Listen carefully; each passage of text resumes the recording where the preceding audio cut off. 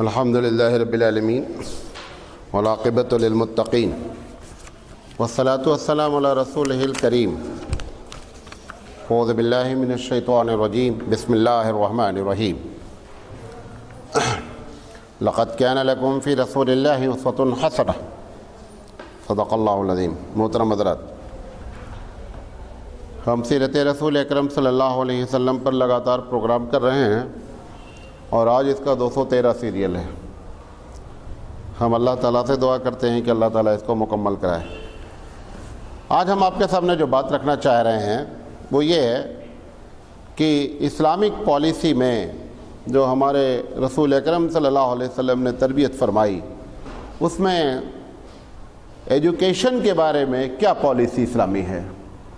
یہ بہت اہم چیز ہے اور آپ کو اس کو جاننا اشد ضروری ہے. قرآن مجید اور احادیث، ان دونوں میں جو باتیں کھل کر کے سامنے آتی ہیں، ایک تو یہ ہے کہ اللہ تعالیٰ قرآن میں کئی جگہ اس قسم کے مفہوم کو بیان کرتا ہے کہ جو جاننے والے ہوتے ہیں وہ اور جو نہیں جانتے ہیں دونوں کبھی برابر نہیں ہوتے. هل يستوي الذين يعلمون والذين لا يعلمون، کہ جو لٹریٹ لوگ ہیں اور ایک گروہ جو الٹریٹ ہے، یعنی جو تعلیم یافتہ نہیں ہے، یہ دونوں کبھی برابر نہیں ہو سکتے. تو اس سے ایک بات کا یہ اندازہ ہوا کہ علم جو ہے اور جہل دونوں کبھی برابر نہیں ہو سکتے. لہذا مسلمانوں میں ایک پالیسی یہ سامنے نکل کر آئی کہ تعلیم حاصل کرنا ادھر ضروری ہے. اچھا، اب 3 باتیں ہیں کہ وہ جو تعلیم آپ حاصل کرنا چاہتے ہیں وہ کون سی تعلیم آپ کو حاصل کرنا ہے. اس سے جو یہ آیت جو میں نے آپ کے سامنے پڑھی، اس سے ملتی جلتی حدیث ہے کہ اللہ کے رسول نے فرمایا کہ طلب العلم فریضہ، کہ علم کا طلب کرنا ہر مسلمان پر فرض ہے. علی کل مسلم. بعض روایت میں مسلمتن کا لفظ بھی ہے کہ ہر مسلمان مرد پر بھی فرض ہے اور ہر مسلمان عورت پر بھی فرض ہے. کان فیل ہو گیا.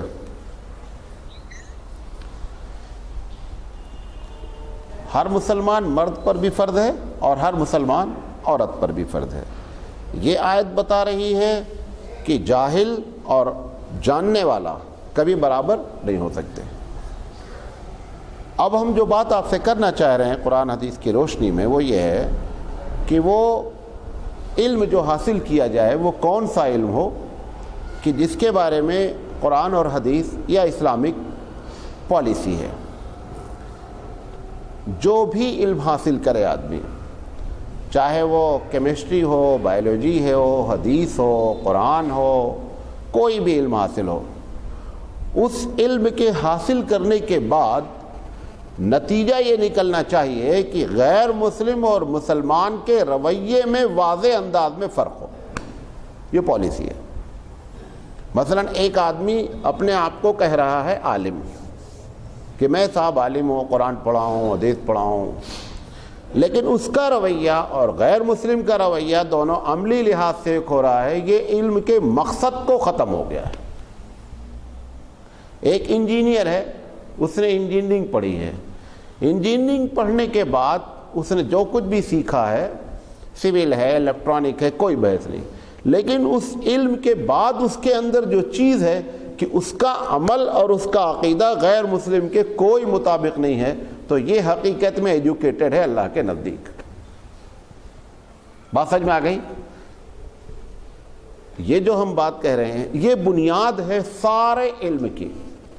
ایک بہت بڑا عالم، مطلب بہت جاننے والا ہے، سائنٹسٹ ہے، جینیس ہے، ریسرچ ہے، نوبل پرائز ہے، کہتا ہے کہ میں تو اپنے گھر میں گیتا بھی لگا دیتا ہوں، میں اپنے کمرے میں قرآن بھی رکھتا ہوں، میں چرچ بھی چلا جاتا ہوں، میں مندر بھی چلا جاتا ہوں، میں مسجد بھی چلا جاتا ہوں. اکارڈنگ ٹو اللہ یہ جاہل نمبر 1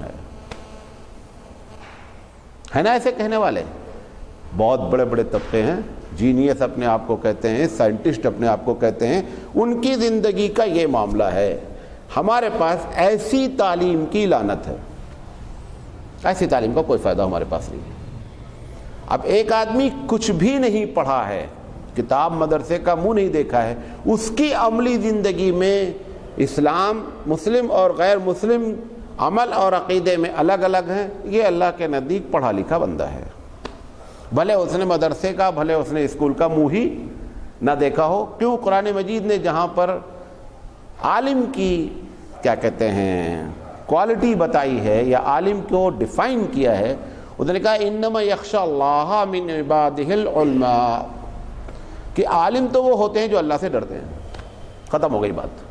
ना उसमें लिखा है देवबंद से फारिग होंगे, ना मोराबाद से, ना नदवे से, कहीं से फारिग का कोई जिक्र नहीं है कि जब तक तुम्हारे पास सनद नहीं होगी तुम आलिम नहीं हो। मैं आलिम हूँ, मेरे अंदर ये कैफियत नहीं है, मैं चाहे 10 डिग्री लिया हूँ कोई फ़ायदा नहीं है। ठीक है। मौलाना थानवी अलैहिर्रहमा कहते हैं कि तक़वा नाम है गुनाह से बचने का, ये बात याद रखें। अवाम समझती है तक़वा नाम है अमल करने का, नहीं, तक़वा नाम है गुनाहों से बचने का। और अरबी लफ्ज़ जो ये तक़वा निकला हुआ है, ये लफ्ज़ निकला है विक़ायतुन से। किससे निकला है? विक़ायतुन। वक़ा यक़ी विक़ाया, विक़ाया कहते हैं बचने को। एक आदमी गुनाहों से बच रहा है, हराम से बच रहा है, फ़र्ज़ नमाज पढ़ लेता है, सुन्नत पढ़ लेता है, तहज्जुद नहीं पढ़ता है, तस्बीह नहीं पढ़ता, ये मुत्तक़ी है। एक आदमी नमाज भी पढ़ रहा है, तस्बीह भी पढ़ रहा है, तहज्जुद भी पढ़ रहा है और अल्लाह के बताए हुए कानून हराम से बच नहीं रहा है, ये अल्लाह के नज़दीक जो है वो ना आलिम है ना मुत्तक़ी है। ये कन्फ्यूज़न अपने दिमाग से बहुत क्लियर करें कि तक़वा नाम है बचने का गुनाहों से, तक़वा नाम नहीं है अमल करने का। जब आप गुनाहों से बचेंगे तो नतीजा निकलेगा कि आप अमल करने लगेंगे। बात समझे मेरे? तो हमारी पॉलिसी क्या हुई इस्लाम की? इस्लाम की पॉलिसी ये हुई कि सबसे पहली बात तो वो चाहता है कि तालीम के लिहाज से पढ़े लिखे लोग और जाहिल लोग, ये दोनों को अलग अलग कैटेगरी मानता है, नंबर 1। नंबर 2, वो चाहता है कि तालीम का जो मकसद हासिल हो वो ऐसा हो कि मुसलमान और गैर मुसलमान के रवैये में, रवैये से मुराद 2 चीज़ है। पहली चीज़ क्या है? अक़ीदा, इबादत। ये 2 चीज़, इबादत का तरीका और अक़ीदा, ये कभी सिमिलर नहीं होना चाहिए। अगर ये दोनों बराबर हो रहा है तो गोया पढ़ा लिखा आदमी भी अल्लाह के नज़दीक जाहिल है। उसकी एक मिसाल देते हैं। तुम भी अपनी गाड़ी में लेमू लटकाए हो, मिर्चा लटकाए हो, गैर मुस्लिम भी अपनी गाड़ी में लेमू लटकाया है, मिर्चा लटकाया है। तुम भी अपने घर में बाल से बंधा हुआ एक पुटकी लटकाए हो, वो भी अपने घर में बांध सा पुटकी। आप हाईली एजुकेटेड हैं, डॉक्टर हैं, एमडी हैं, फला हैं, कुछ भी नहीं हैं। अल्लाह के नज़दीक कुछ भी नहीं है, क्योंकि तुम्हारा अमाल किससे टैली कर रहा है? कुफ्र से। आपको मालूम है कुफ्र के माने असल क्या हैं? कुफ्र के माने ही होते हैं किसान का बीज को ज़मीन में छुपा देना। किसान जब बीज ज़मीन में डाल देता है तो उसका नाम असल में कुफ्र है। बाद में इससे इनकार का माना वगैरह जो भी निकला है। काफिर क्या करता है? अल्लाह की तौहीद को छुपा देता है इतने अंदर कि वो गड़ा रहता है, इसलिए उसका नाम काफिर है। लिहाजा तालीम का मकसद अपनी ज़िंदगी में मुतय्यन कर लें। कोई भी पढ़े लिखे आदमी से मुतासिर नहीं हो अगर उसकी ज़िंदगी में ये बात नहीं है, ठीक है। और ऐसे लोग कभी भी इस्लाम के किसी काम के नहीं होंगे। मैं नाम ले लेना चाहता हूँ, बहुत हाईली एजुकेटेड होकर के बहुत बड़े हिंदुस्तान की पोस्ट पर पहुंच जाएगा, वो कभी तुम्हारे काम का आदमी नहीं बनेगा। क्यों? क्योंकि उसने क्या कर रखा है? मंदिर भी जाते हैं, चर्च भी जाते हैं, मस्जिद भी चले जाते हैं, ईद भी पढ़ लेते हैं, दिवाली भी कर लेते हैं, होली भी कर लेते हैं। ऐसा आदमी कभी भी इस्लाम के किसी काम का बंदा नहीं हो सकता है। लिहाजा ये तालीम की असल पॉलिसी है, ठीक है। अच्छा, अब ये जो हमारे पास जो आज हमने तकसीम कर रखा है कि दुनियावी तालीम और दीनी तालीम, हकीकत क्या है یہ لفظ ہماری ڈکشنری میں نہیں ہونا چاہیے. کون سی ڈکشنری میں؟ اسلامی ڈکشنری میں. کوئی تعلیم دنیاوی ہوتی ہی نہیں ہے. جو تعلیم آپ کو اللہ سے قریب کرے وہ کیا ہے؟ وہی تعلیم ہے. وہ انجینئر بن کر کے ایک آدمی اللہ سے قریب ہے اس کو پڑھنے کے باوجود، وہ بھی تعلیم ہے. اچھا، کیا آپ یہ سمجھتے ہیں کہ سارے لوگ مولوی بن جائیں گے تو مسئلہ حل ہو جائے گا؟ مسئلہ کچھ نہیں حل ہوگا. کیونکہ اگر اسلامی حکومت ہے تو آپ کو فیکٹری بھی چلانی ہے، چلانی ہی نہیں چلانی. انجینئر کہاں سے لائیں گے؟ آپ کو ایئرپورٹ پر سیکیورٹی بھی چلانی ہے، وہ سیکیورٹی چیک اپ کرنے والے لوگ کہاں سے آئیں گے؟ اس میں عورتیں بھی گزریں گی، وہ عورتیں کہاں سے آئیں گی چیک اپ کرنے کے لیے؟ آپ اسلامی حکومت چلائیں گے، آپ کو فلائٹ بھی، ہوائی جہاز بھی بنانا پڑے گا، آپ کو میزائل بھی بنانا پڑے گا، تو سائنٹسٹ بھی آپ کو چاہیے، سب کچھ چاہیے. لیکن وہ بندہ کیسا ہو؟ اس کے اندر اللہ کا خوف ہو. اور 3 چیزیں نوٹ کر لیں. فرائض کا اہتمام کرتا ہو، نمبر 1. حرام سے بچتا ہو، نمبر 2. عقیدہ اور عبادت میں کسی بھی کام میں غیر مسلم کی طرح اس کا عمل نہیں ہونا چاہیے. یہ 3 چیزیں اگر ہیں تو وہ عالم بھی ہے، اس کا پڑھنا سب کچھ ہے، ورنہ کچھ نہیں ہے. یہ اسلامک پالیسی ہے تعلیم کے بارے میں. اب اللہ کے رسول نے مختلف انداز میں مختلف جگہوں پر الگ الگ باتیں فرمائیں. یہ پالیسی ہو گئی. جیسے آپ نے ایک مرتبہ فرمایا کہ بھئی علم کی کوئی عمر نہیں ہے. آپ ماں کی گوشت سے من المہد الی اللحد، بعض لوگوں کا کہنا یہ حدیث نہیں، یہ مقولہ ہے، واللہ عالم. اگر مقولہ بھی ہے تو حقیقت کے لحاظ سے صحیح ہے کہ عمر کی کوئی قید نہیں ہوتی علم حاصل کرنے کی. ماں کی گوشت سے لے کر کے قبر تک بندہ علم حاصل کرتا رہتا ہے. قرآن مجید کا جو علم ہے یہ کبھی مکمل ہوتا ہی نہیں ہے. اللہ کے رسول صلی اللہ علیہ وسلم فرمایا لا ينقص عجائبہ، کہ اس کے عجائبات کبھی ختم نہیں ہوں گے. غوطہ لگاتے جائیں گے موتیاں نکلتی جائیں گی، غوطہ لگاتے جائیں گے موتیاں نکلتی جائیں گی. اور جس طریقے سے غوطہ خور کو موتی سے کبھی دل نہیں بھرتا، ایسے ہی قرآن کے جاننے والے کو کتنا بھی پڑھتا جائے گا اس کا دل کبھی نہیں بھرے گا. کیوں؟ ہر دن نئی موتی نکلتی رہتی ہے. حضور نے فرمایا لا ينقص عجائبہ. لہذا اللہ کے رسول صلی اللہ علیہ وسلم نے کبھی اس انداز میں کہ بھائی وہ ایجوکیشن کی کوئی عمر نہیں ہے، کبھی ایک بار تو آپ نے فرمایا. کبھی آپ نے فرمایا کہ دیکھو بہترین خیرکم من تعلم القرآن وعلمہ، کہ تم میں سے بہترین وہ ہے جو قرآن مجید سیکھتا اور سکھلاتا ہے. قرآن مجید میں لکھا کیا ہے؟ جب پڑھا جاتا ہے تو سمجھتے ہیں ناظرہ پڑھانے والے، حافظ جی پڑھانے والے. قرآن مجید میں لکھا کیا ہے؟ قرآن مجید میں 3 بنیادی چیزیں مکی زندگی میں، بقیہ 2 بنیادی چیزیں مدنی زندگی میں. مکی زندگی کی بنیادی چیز ہے کہ اللہ کی توحید. ایک آدمی خیرکم من تعلم القرآن وعلمہ، کہ بہترین وہ ہے جو قرآن پڑھتا اور پڑھاتا ہے. مطلب اس کا کیا ہے کہ وہ ان 5 چیزوں کو پڑھا لے جاتا ہے، تب وہ بہترین شخص ہے. اب ایک آدمی ان 5 چیزوں کو نہیں پڑھا رہا ہے تو گویا پھول ہے بغیر خوشبو کا. پھول تو ہے پھر بھی وہ، کیوں؟ کلام الہی کے پڑھنے پر بھی اللہ نے کیا کر رکھا ہے؟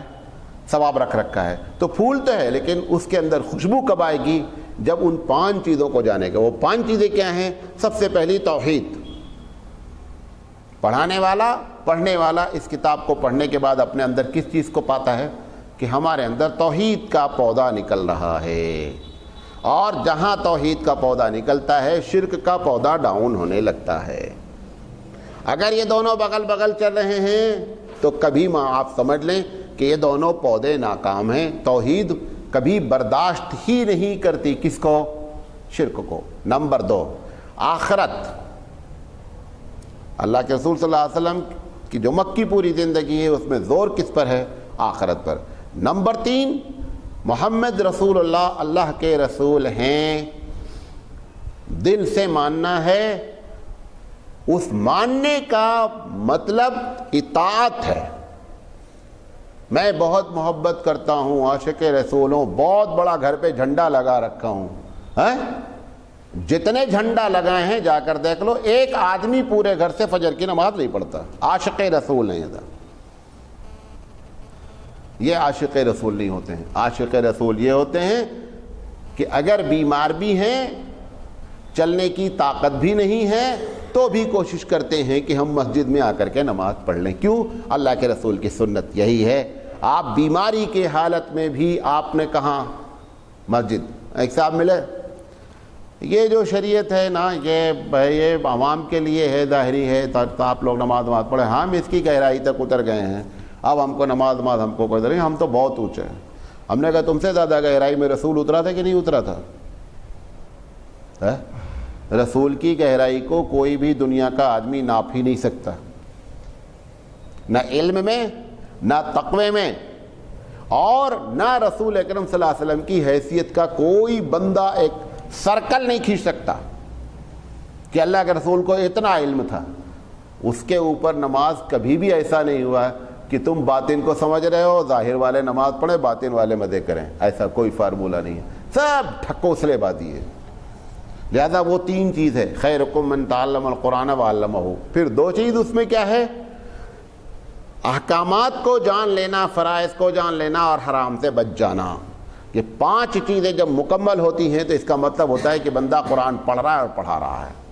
یہ پانچ چیزیں جب نکل جاتی ہیں تو وہ صرف ایک تلاوت ہے, اللہ کا فضل ہے, احسان ہے, اس پر وہ آپ کو ثواب دے دے گا, لیکن آپ اندر سے کبھی نہیں بدلیں گے. ایک بات اور نوٹ کر لیں, صرف قرآن کریم ایک ایسی کتاب ہے, آپ خوب نماز پڑھیں, تسبیح پڑھیں, حج پر حج کرتے جائیں, 3 حج, 4 حج, 5 حج, آپ کو ثواب ملتا جائے گا. آپ اندر سے بدل نہیں سکتے. بدلیں گے کب؟ جب اس کتاب کو, اللہ کے رسول نے فرمایا کہ تم میں کا بہترین ہے جو اس کتاب کو پڑھتا اور پڑھاتا ہے. وہ 5 چیزیں جب آپ کی زندگی میں آئیں گی تب ہم آپ اندر سے بدلیں گے, ورنہ یہ سب ظاہری پھول ہوں گے, خوشبو اس کے اندر قطعی نہیں ہوگی.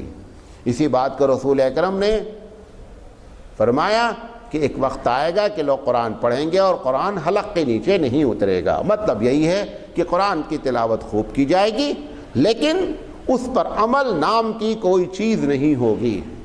پھر آپ نے دوسری جگہ فرمایا مسجدیں خوب بھری ہوں گی, نمازی نہیں ہوں گے.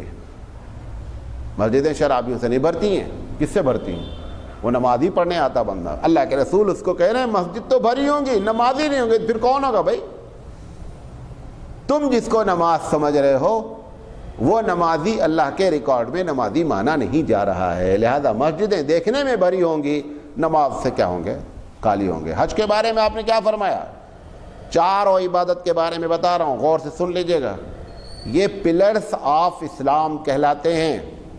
پلرز آف اسلام 4 ہیں, آپ سمجھتے ہوں گے 5 ہیں. 5واں بنیاد ہے جس پر پلرز کھڑنا ہے. نہیں سمجھے میری بات؟ اس میں روزہ, حج, زکوٰۃ اور نماز, یہ 4 تو پلرز ہیں. یہ چاروں پلرز کے لیے بھی تو بنیاد چاہیے کہ نہیں چاہیے؟ وہ کیا ہے؟ وہ توحید ہے, اللہ پر ایمان ہے. اس پر یہ 4 پلرز کھڑے ہوتے ہیں. پلرز کس لیے بنائے جاتے ہیں بابو ذرا بتاؤ؟ یہ سول انجینئر بھی بیٹھے ہیں. پلرز بنانے کی وجہ کیا ہے؟ چھت ڈالنے کا ہے نا. وہ چھت کیا ہے بھائی؟ اس کو پلرز کہا کیوں گیا؟ بڑی لاجک بات ہے کہ ایک بات کہی جا رہی کہ صاحب یہ اسلام کے پلرز ہیں, اس پر چھت تو پڑے گی نا.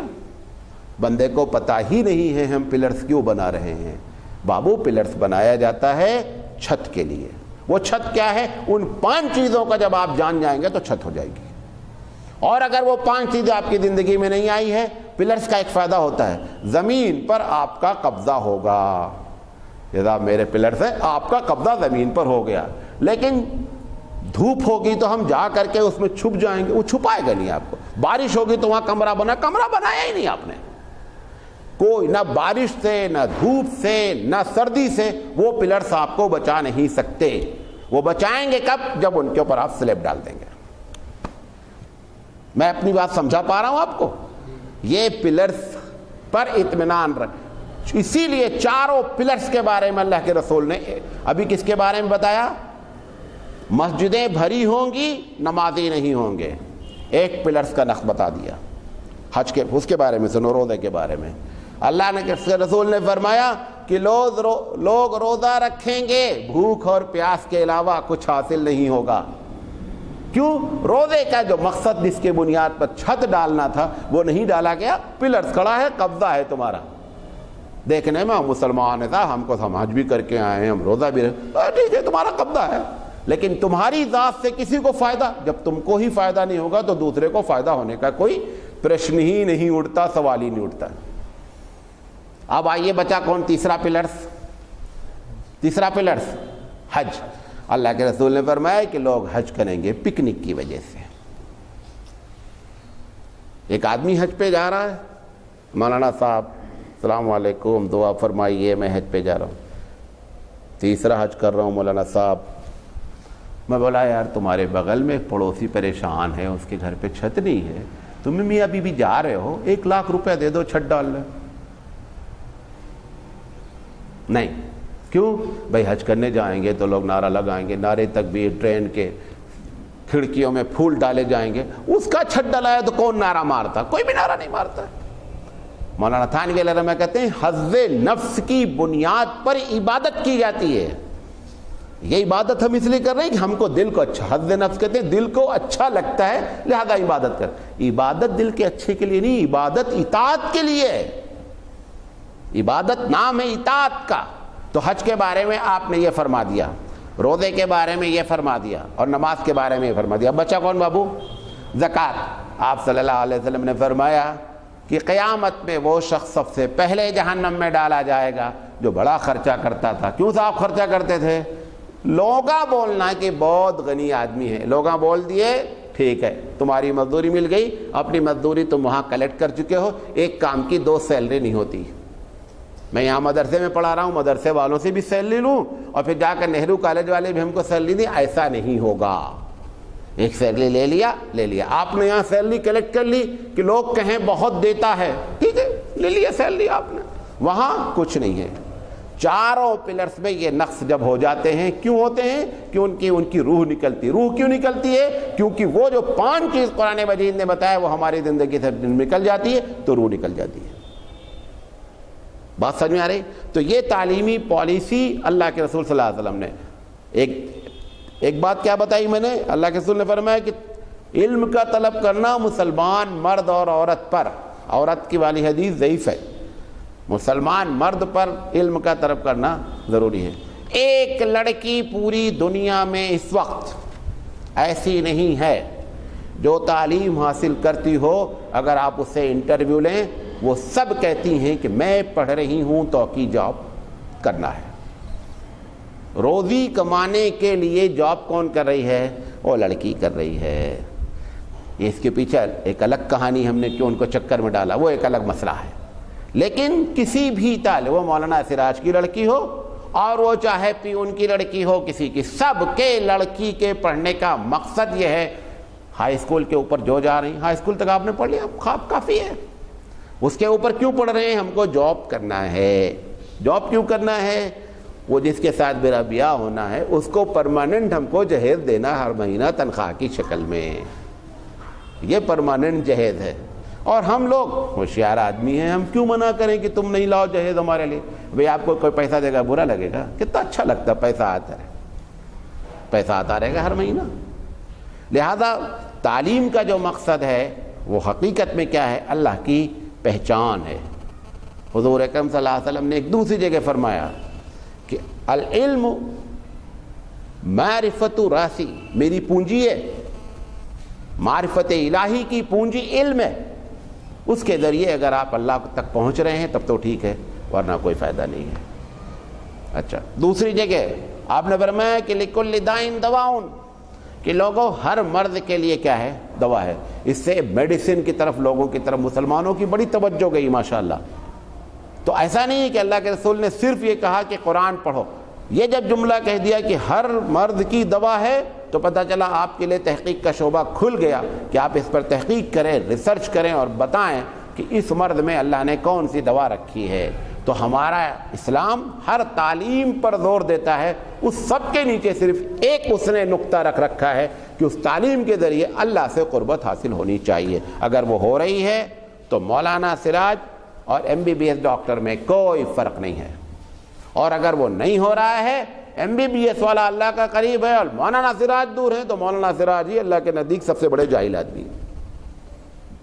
انما یخشی اللہ من عبادہ العلماء، کہ اللہ سے جو ڈرتے ہیں عالم وہی ہوتے ہیں۔ یہ ہے ہماری پالیسی کس چیز کی؟ تعلیم کے بارے میں۔ تھوڑی سی ہم لڑکیوں کے بارے میں بات کر لیتے ہیں۔ لڑکیوں کی تعلیم کے بارے میں اسلام کی کبھی پالیسی ایسی نہیں رہی ہے کہ اس لیے پڑھایا جائے کہ جاب کریں، لیکن اس وقت کچھ ایسے ڈپارٹمنٹ ہیں کہ اگر ہماری لڑکیاں ان ڈپارٹمنٹ میں نہیں جائیں گی تو ہماری مسلم عورتوں کو پرابلمز آنے کے چانسز ہیں۔ مثال کے طور پر ڈاکٹر کی ایک لائن ہے، اس میں ہماری لڑکیوں کو آگے بڑھنا چاہیے تاکہ وہ لیڈیز ہماری جو جاتی ہیں ان کو اپنا آپریشن ڈیلیوری کا مرد سے نہیں کرانے پڑے۔ بڑے شرم اور حیا کی بات ہے۔ آج کیا ہے، بڑے سے بڑا آپریشن عورتوں کا کون کر رہے ہیں؟ مرد کر رہے ہیں۔ یہ کیوں؟ کیونکہ ہم نے اس فیلڈ میں اپنی لڑکیوں کو نہیں اتارا۔ ہم کو چاہیے کہ اس فیلڈ میں لڑکیاں CA کر رہی مثال کے طور پر، کوئی فائدہ نہیں، کوئی ثواب اس کو، اس نیت سے پڑھائیں بچی کو، اس کو ڈاکٹر بنانا ہے تاکہ مسلم لیڈیز کے معاملے مسلم ڈاکٹر کے پاس جائیں۔ اس نیت سے کوئی اپنی بچی پر خرچہ کرتا ہے، ڈونیشن لگاتا ہے، کوشش کرتا ہے، جو کچھ بھی کرتا ہے سب اللہ کے راستے میں لگا رہا ہے پیسہ۔ وہ جو CA بنا رہا ہے وہ ایک پیسہ بھی کسی لحاظ سے کاؤنٹڈ نہیں ہے۔ کیوں؟ CA بننے کے لیے کوئی ایسا ضروری نہیں کہ لڑکی CA بنے، یا انجینئر بنا رہے ہیں، کوئی ایسی ضرورت نہیں کہ انجینئر بنے۔ لیکن کچھ لائنیں ایسی، جیسے تعلیم کی لائن ہے، اگر ہم یہ سسٹم رکھتے ہیں تعلیم کا، یہ دوسری پالیسی بتا رہا ہوں کہ ہمارے پاس کو ایجوکیشن سسٹم نہیں ہونا چاہیے، لڑکیاں اور لڑکے مل کر پڑھیں، یہ اسلامی پالیسی نہیں ہے۔ اب یقینی بات ہے جب آپ کہیں گے کہ لڑکیاں الگ پڑھیں تو ان کے پڑھانے والا کون ہونا چاہیے؟ لڑکیاں ہونی چاہیے۔ تو بتا رہے یہ دوسرا شعبہ ہے کہ لڑکیاں اس میں داخل ہوں، MSc کریں، BSc کریں، نیت یہ ہو کہ ہم کو ٹیچر بننا ہے تاکہ ہم لڑکیوں کے اسکول میں پڑھا سکیں۔ یہ دو لائن خاص کر ہے کہ جہاں پر جو ہے وہ لڑکیوں کو تعلیم حاصل کرنے کی نیت سے ہم مسلمانوں کو آگے بڑھنا چاہیے۔ ہم جو دوسرا کر رہے ہیں اس کا جواب آپ کو قیامت میں دینا ہی پڑے گا، آپ نے ایسا کیوں کیا ہے۔ سمجھ میں آ رہی بات؟ کوئی نہیں بن پا رہا ہے ڈاکٹر، بار بار ہو رہا ہے، چھوڑ دیں۔ مولانا ارشاد علیہ رحمت ایک صاحب نے کہا کہ مولانا صاحب ہماری بچی ڈاکٹر بننا چاہ رہی ہے لیکن سیٹ نہیں مل رہی ہے، اب شادی کا پیغام آ گیا ہے تو شادی کرے کہ نہیں کریں؟ انہوں نے کہا اس نے شرط رکھا ہے کہ ڈاکٹر بنے گی تو شادی کریں گے۔ کہا نہیں، کہا شادی کر دو۔ اب اس میں آپ ڈیلے نہیں کریں، اس کی شادی کر دیں، کیونکہ ہر آدمی ڈاکٹر بھی ابھی تو بچے سے جب آپ PUC والے بچے سے کبھی انٹر لیں کہ واٹ از یور فیوچر، کیا سوچتے ہیں اپنے فیوچر کے بارے میں، وہ کیا بولتا؟ 60% بولتے میں انجینئر بننا چاہتا ہوں، 40% ڈاکٹر۔ اب انجینئر ڈاکٹر بن کے پوری دنیا کا مسئلہ حل ہو جائے گا؟ وہ تم کو پڑھانے والا کون ہے؟ وہ انجینئر بنا، یہ نہیں سوچتے کبھی وہ انجینئر بنانے کے لیے ٹیچر چاہیے کہ نہیں چاہیے؟ 40% ڈاکٹر بن جائیں گے، 60% ڈاکٹر ٹیچر، وہ انجینئر اور ڈاکٹر بن جائیں گے۔ بقیہ ڈپارٹمنٹ کون چلائے گا؟ مولانا سراج چلائیں گے؟ تو مولانا سراج مدرسہ چلائیں گے کہ تمہارا ڈپارٹمنٹ چلائیں گے؟ سب لوگوں لڑکوں کا، میں تو جو پڑھاتا رہتا تھا تو انٹرویو لیتا تھا لاسٹ ایئر میں PUC والے بچوں سے، سارے کے جواب ٹک کرتا رہتا تھا، یہی دو بننا چاہ رہے ہیں۔ پھر اللہ کیا کرتا؟ بننے نہیں دیتا، جان بوجھ کے بننے نہیں دیتا۔ اس کو اپنی دنیا چلانی کی بگاڑنی ہے، کیا کرنا اس کو؟ وہ چلانے کے لیے اس کو سب کچھ چاہیے، وہ سب کچھ وہ فیل کیوں کراتا بعض لوگوں کو؟ فیل بھائی ہر کام کرنا ہے۔ لوگ سمجھتے سارے لوگ تعلیم یافتہ ہو جائیں گے مسئلہ حل ہو جائے گا، مسئلہ بہت کریٹ ہو جاتا ہے، جاپان میں ہی ہو گیا، سارے لوگ تعلیم یافتہ ہو گئے، اب کوئی لیبر بننے کے لیے تیار نہیں۔ یقینی بات ہے ایک آدمی BA کر لے گا، BSc کر لے گا، انجینئر میں کون لیبر بنے گا؟ اب جب ان کو کنسٹرکشن کا معاملہ کھڑا ہوا، اب انہوں نے، وہ یقینی بات ہے کہ وہ تو لیبر کا کام نہیں کرنے والا ہے، خیر وہ پھر دوسرے ملک سے سپلائی کرتے۔ اب انہوں نے دوسرے ملک کے سپلائی کرنے کے لیے کیا کر رکھا ہے؟ ویزا دیتے ہیں پرماننٹ، تو بہت سے ان کو رائٹس مل جاتے ہیں، وہ دوسری مصیبت۔ اب اس دوسری مصیبت سے بچنے کے لیے انہوں نے کہا بھائی انلیگل طور پر رہو گے، ہم کچھ بولیں گے نہیں، رہنا ہے انلیگل، بولیں گے کچھ بھی نہیں۔ کیوں؟ اپنا کام پھنسا ہوا ہے۔ اب بولو، اب 1 لاکھ روپے لیبر اٹھاتا ہے اس وقت وہاں، ایک لیبر 1 لاکھ جانے کی تیاری نہیں کر دینا فوراً پتہ چلا ہم ادھر بولے ادھر آپ جانے کی تیاری شروع کر دیے. 1 لاکھ روپے منیمم ایک لیبر ہندوستانی اٹھاتا ہے وہاں پر مہینے کا. اسی لیے جاپان کا ویزا جانے میں ویزا جو وزٹ لگتا ہے وہ 12 لاکھ سے نیچے رشوت دے کر ملتا نہیں ہے. کیوں؟ اس کو 1 سال وہاں وہ 1 لاکھ روپے کر کے نکال دے گا. بہرحال وہ ایک الگ کہانی. میں بتانا چاہ رہا ہوں کہ اللہ کو اپنی دنیا کو چلانا ہے, سارے ایجوکیشن کو الگ الگ رکھے گا, اور یہ اس کا کرم ہے اور فضل ہے کہ سب کو انجینئر اللہ تو نے نہیں بنایا, بہت اچھا ہوا. سب کو تو نے ڈاکٹر نہیں بنایا, یا اللہ بہت اچھا ہوا, ورنہ یہ سارے ڈپارٹمنٹ کیا ہو جائیں گے؟ بند ہو جائیں گے. اور آپ کے کوشش کرنے کے باوجود بھی کبھی بھی اللہ پر سبقت نہیں لی جا سکتی, سمجھے؟ تو تعلیم کے بارے میں ہر تعلیم اسلام چاہتا ہے. لڑکیوں کے بارے میں جو بتایا وہ مسائل ہونے چاہیے, لڑکوں کے بارے میں تعلیم. لیکن ایک صاحب کئی سال پہلے کی بات, جب شروع میں ہبلی آیا تھا, مولانا صاحب میری والدہ کی قرآن خوانی ہے, آپ آئیے گا. میں بولا یار تمہاری والدہ ہیں, تمہیں قرآن خوانی کرو, ہم آ کر کیا کریں گے؟ کہا نہیں وہ میں کرنے لگا. میں کہ کیا حق لاتے ہو؟ کہا نہیں میں قرآن نہیں پڑھ سکتا. ہم نے کہا کیا ڈاکٹر ہو؟ کہاں. ہم نے کہا ڈاکٹر بننے میں کتنا پیسہ خرچہ کیا؟ تو اس وقت سستا تھا, 6-7 لاکھ روپے ڈونیشن میں ہو جاتا تھا. انہوں نے کہا کہ سب ملا کر کے 10-12 لاکھ روپے خرچ. ہم نے کہا تمہارے امی ابو نے 10-12 لاکھ روپے خرچہ کر کے تم کو اس لائق بنایا کہ تم کو وہ تمہارا بیٹا کبھی بھی سورہ فاتحہ پڑھ کر ان کو بخش نہیں سکے.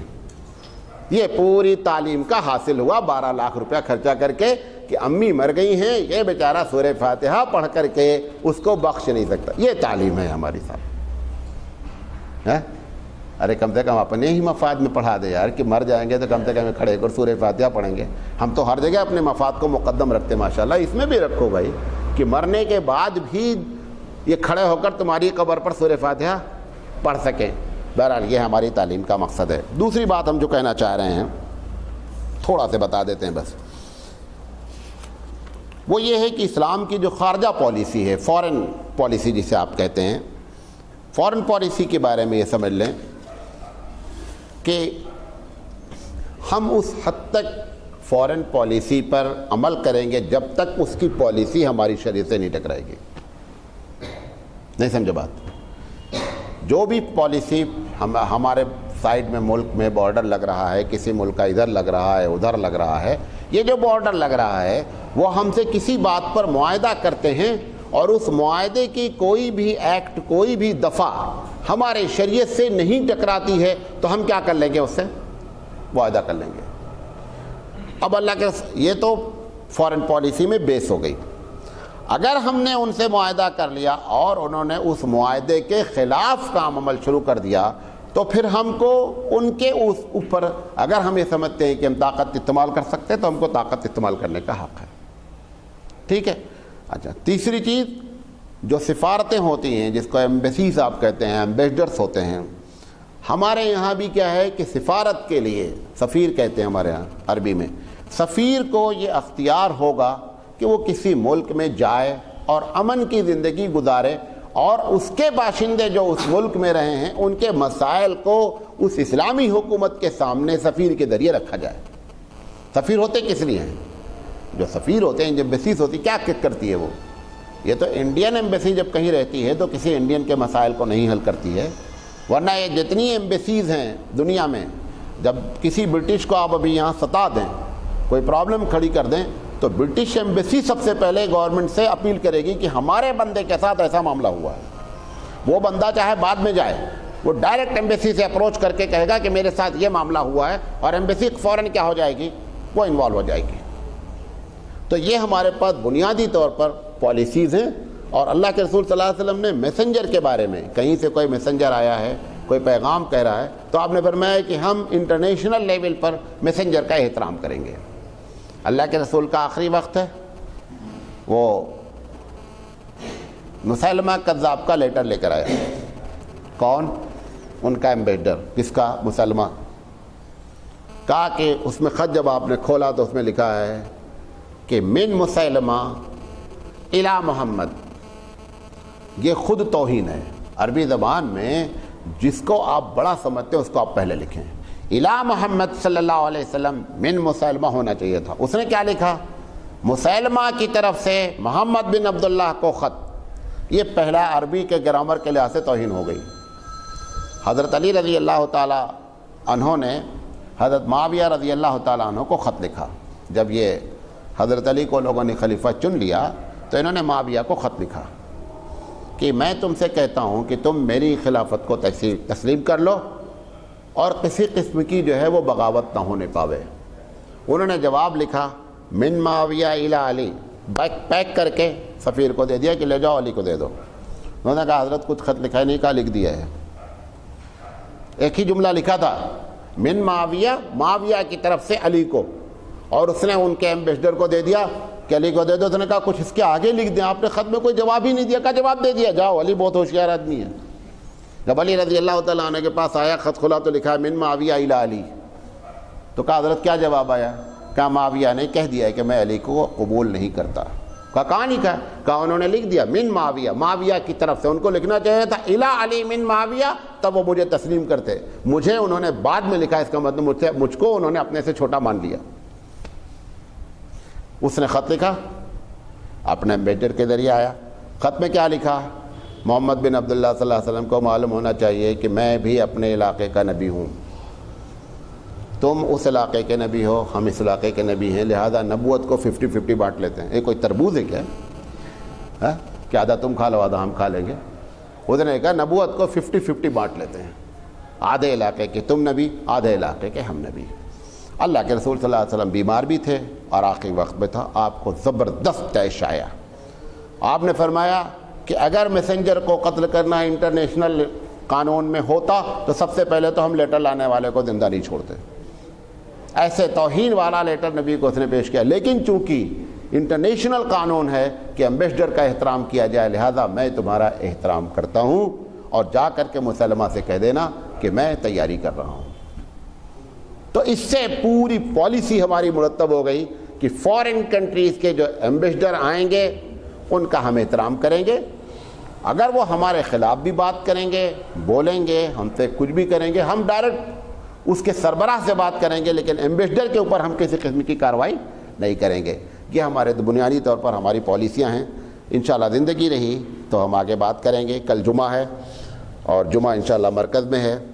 اور دوسری بات یہ ہے کل سوال جواب ہے، اور سنیچر سے ہم بات کریں گے کچھ دن، 2-4 دن، جتنے دن اللہ توفیق دے گا، محرم پر اور واقعہ کربلا کی حقیقت پر. تو پچھلے مرتبہ بھی واقعہ کربلا پر بات کی گئی تھی، تو اس میں تھوڑا سا لوگوں کو دلچسپی ہوتی ہے، حالانکہ اس میں ہے کچھ نہیں رکھا. ایسا نہیں ہے کہ اس کو جان کر کے تم جو ہے کوئی بہت نمازی بن جاؤ گے، متقی پرہیزگار بن جاؤ گے. لیکن چونکہ واقعات، ہندوستانی جو مزاج ہے نا، وہ یہاں کے ہماری جو زمین ہے ہندوستان کی، وہ پوری کہانیوں پہ ڈیپینڈ ہے.